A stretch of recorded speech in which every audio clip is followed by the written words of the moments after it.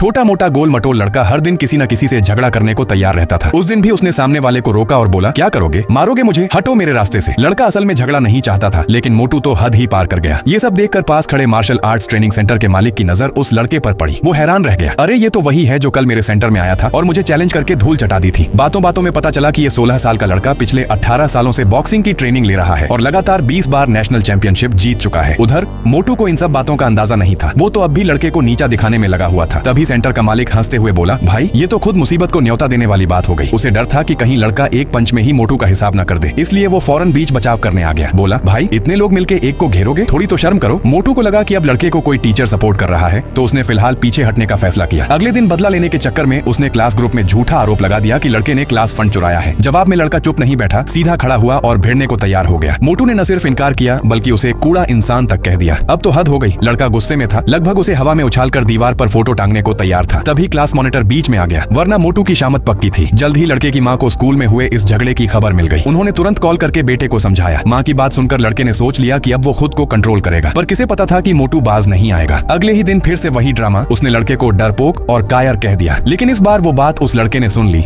जो उस वक्त वॉशरूम में था। अब तो बस हो गया। लड़का सीधा बाहर निकला और बोला, आज फिर से बोल के दिखा। इस बार उसका इरादा पक्का था, अब मोटू की खैर नहीं।